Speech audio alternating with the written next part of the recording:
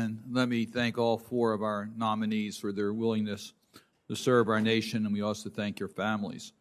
Mr. O'Brien, I appreciated our conversation where we went over the importance of congressional sanction laws, including the global Magnitsky, and the importance of coordinating those activities between the administration and Congress so that we can be all on the same page on this. We need to be more aggressive in the use of sanctions, and I look forward to working with you as we identify areas in which we think we can make some progress. Professor Van Schank, I want to talk a little bit about the legislations that you mentioned. They're bipartisan, including the Elie Wiesel Atrocities Prevention Act. And that's bipartisan. I introduced it with Senator Young. It requires certain reports with Congress. The objective here is to prevent atrocities. That's certainly our goal. In order to do that, we have to have accountability for heinous activities and crimes that are committed. I know that Secretary Blinken will be talking about this later this month in regards to compliance with the Atrocities Prevention Act, but I'd like to get your views as to how aggressive you will be in the use of that statute and the use of your office working with Congress to deal with atrocities prevention and accountability for those who commit these crimes. Thank you so much for that question and frankly, for your leadership in this area. It's much appreciated, I know, from victims and survivor organizations around the world. I can tell you that I would wake up every morning in this position if I were confirmed to think, how can I push this portfolio forward today? What can I do today to advance justice around the world? And I think the Elie Wiesel Act provides an incredibly important framework and a set of tools to strengthen the United States' response around both atrocities prevention and our ability to provide accountability for victims when it comes to perpetrators of grave international crimes. I think there are a whole range of things we can do, and each situation is unique in terms of the vectors of violence, the way in which resiliencies operate, the triggers for violence, the role of peace builders within those societies. And so each situation will require, I think, a bespoke response.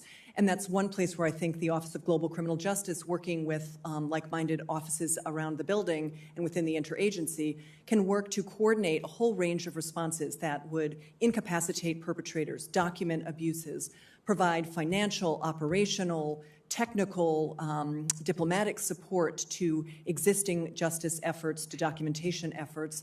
And I think that the office, while small, can play a really important coordination role in this regard. So if confirmed, I would pledge to, as I mentioned, work hard because, frankly, the victims of the world deserve our best efforts in this regard. And let me just add one additional part that I hope you would call upon us in Congress if you need additional support, resources, or legislation in order to support your efforts, because I agree with you. There's no higher priority than preventing atrocities, and there's so many areas in the world today in which we see the circumstances that very clearly are moving towards atrocities and genocide. So you know you have partners here in Congress. Please work with us in order to make U.S. leadership effective in preventing atrocities. Thank you. I will, Senator. Professor Cleveland, I just really want to underscore what Senator Risch said, because there is bipartisan support in this committee, what the chairman said in his opening comments about the use of Article 2. I would add to that the way in which delegated authority under the AUMF is handled by the administration.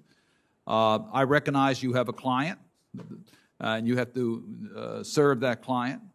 But I also recognize that an open process with Congress and a very transparent process is critically important to the integrity of the rule of law and the message that you've been teaching your students about the constitutional protections we have and the authorities of the Article 1, the legislative branch of government.